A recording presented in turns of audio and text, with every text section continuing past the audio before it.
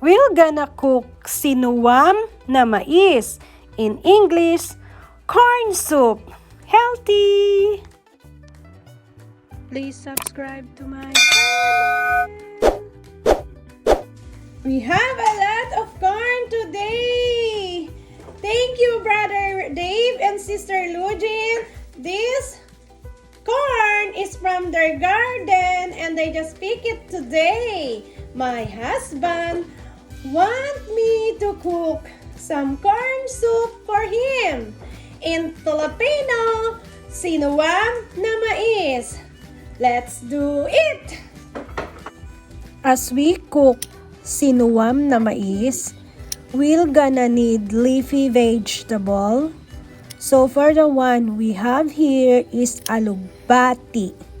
In English, malabar, nightshade. If we cook corn soup or sinuwam na mais, alugbati is optional.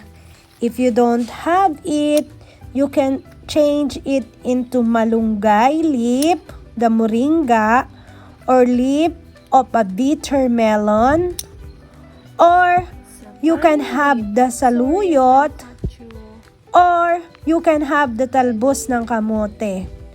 But the original in some Philippine province, the sinuwam na mais, they use bitter melon leaf.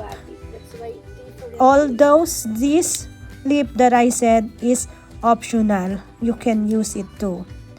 And more on some part of the Philippines province, they had a lot of alugbati. That's one of the best too.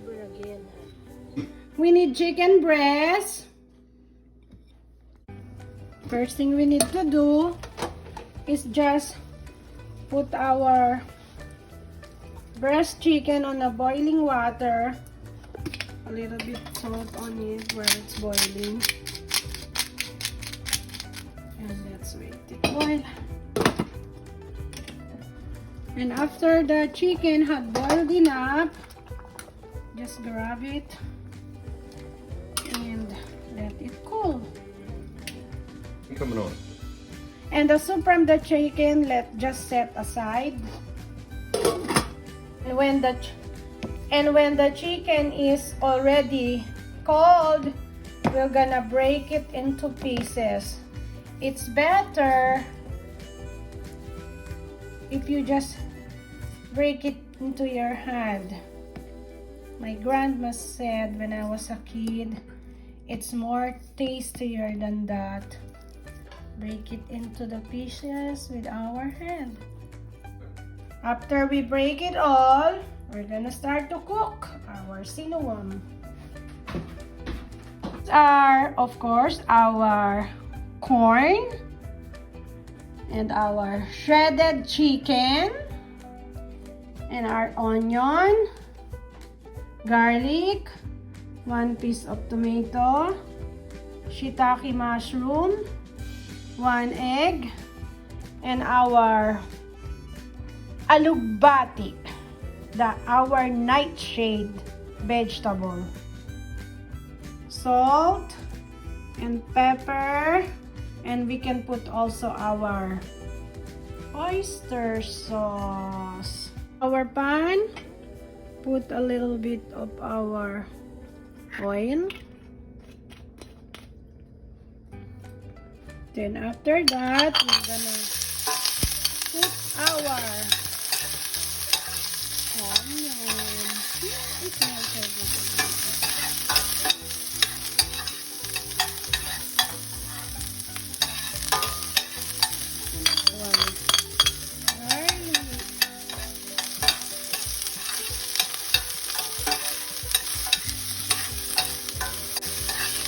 Then when we see our onion and it's already caramelized, like it's soggy, and a little soggy garlic, we don't have to burn it. Remember earlier we have a chicken soup when we use it.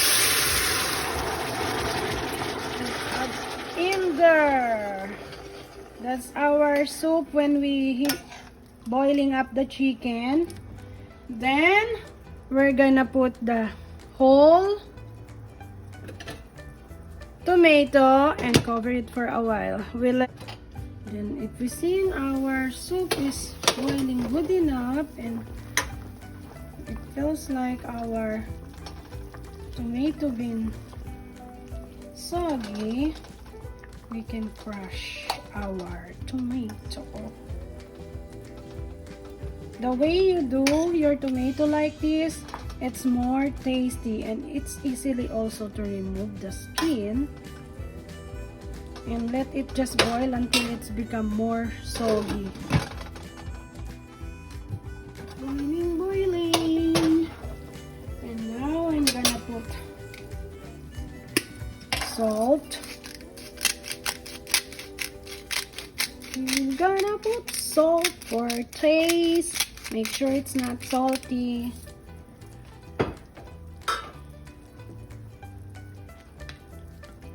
We also put a little bit of oyster sauce. That's it only.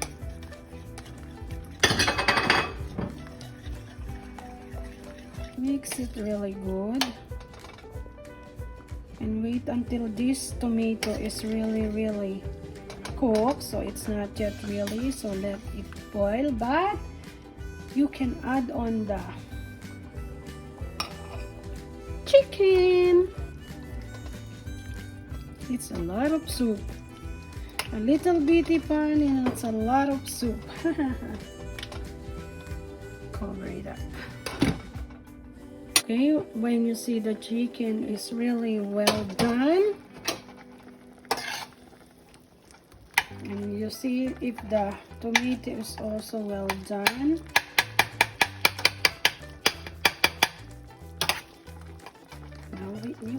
you can remove this. There you go. Then we can put the black pepper for our sinuwam.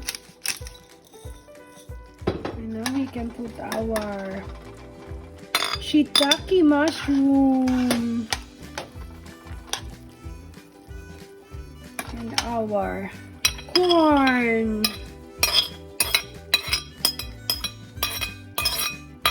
Really healthy because it's boiling only. And now we're gonna cover it again. Now it's boiling, it is boiling. Our corn soup is done, and this is our last part. We're gonna put our nightshade spinach.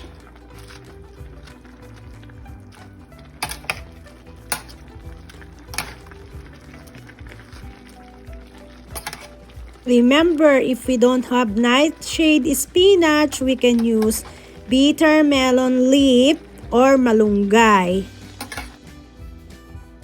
This is kind of soup that don't have a lot of soup, but this is optional. If you want to put a lot of soup, it's okay. You can add more water into it aside from chicken boiling water. Then before we serve it,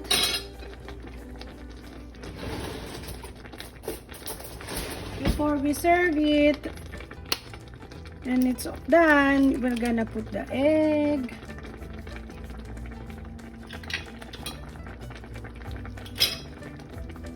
And let the egg cook a little bit.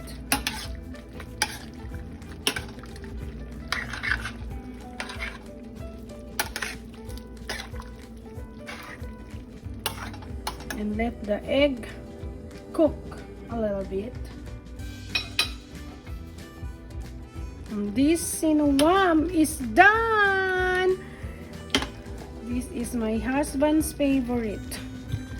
Every soup that you cook, he always loved it. And he's eating it with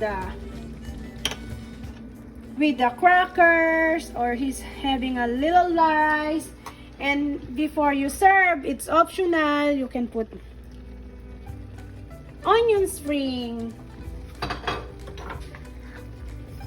and a little burnt toasted garlic. And you can serve it also with lemon, optional.